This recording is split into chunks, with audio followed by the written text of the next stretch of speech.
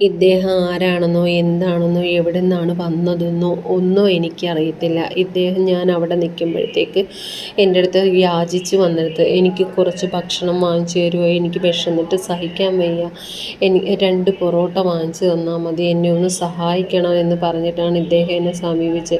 ഇദ്ദേഹത്തിന് കണ്ണിന് കുറച്ച് കാഴ്ചക്കുറവുണ്ട്. ഇദ്ദേഹം റെയിൽവേ സ്റ്റേഷനിലോ എവിടെയോ ഇരുന്നപ്പോഴത്തേക്ക് ഇദ്ദേഹത്തിൻ്റെ കുറച്ച് കയ്യിലുണ്ടായിരുന്ന പൈസയും പേഴ്സും അതേപോലെ തന്നെ ഇദ്ദേഹത്തിൻ്റെ കണ്ണാടിയോ ആരോ മോഷ്ടിച്ചുകൊണ്ട് പോയി. ഇദ്ദേഹത്തിന് ആരുമില്ല, ഇദ്ദേഹത്തിൻ്റെ വൈഫ് ഇദ്ദേഹത്തിനെ പറ്റിച്ചു പോയെന്നൊക്കെയാണ് ഇദ്ദേഹം പറയുന്നത്. എനിക്കതിനെക്കുറിച്ച് യാതൊരു അറിവും കാര്യങ്ങളൊന്നുമില്ല. ഞാൻ ഇദ്ദേഹത്തിൻ്റെ വീഡിയോ ഇതിനകത്ത് ഞാൻ കൊടുക്കുന്നുണ്ട്. നിങ്ങളിൽ ആരെങ്കിലും ഇദ്ദേഹത്തെ ശ്രദ്ധയിൽപ്പെട്ടാൽ ഒരു ജോലിയോ മറ്റെന്തെങ്കിലും കൊടുത്ത് ഇദ്ദേഹത്തെ ഒന്ന് സഹായിക്കണം. കണ്ണും കാണത്തില്ല, എൻ്റെ കണ്ണാടിയും എല്ലാം പോയി. എനിക്കിപ്പോൾ ആരുമില്ല, ഒന്നുമില്ല.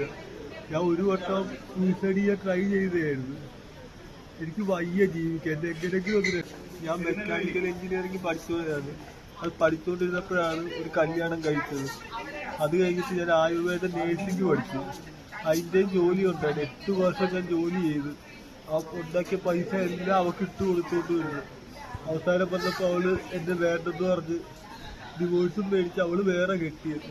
എനിക്കിപ്പോൾ ആരുമില്ല, ഒന്നുമില്ല. എൻ്റെ വീടും എൻ്റെ അച്ഛനും അമ്മയും മാത്രമുണ്ട്. അവർക്കും വയ്യ. അമ്മ സൈക്കാട്രി പേഷ്യൻ്റ്, അച്ഛൻ ഹാർട്ട് പേഷ്യൻറ്റുമാണ്. ആരെങ്കിലും ഒന്ന് സഹായിക്കണേ. എന്തെങ്കിലും ജോലി എന്നെ കിട്ടിയാൽ മതി. എൻ്റെ ബാഗും എൻ്റെ എല്ലാം അടിച്ചുകൊണ്ട് പോയി എറണാകുളത്ത് പോയിട്ട്. ആ പേഴ്സിൻ്റെ അകത്ത് ഒരു 10,000-2,000 രൂപയ്ക്ക് അടുത്തുണ്ടായിരുന്നു. ഇപ്പോൾ ഒന്നുമില്ല എനിക്ക്.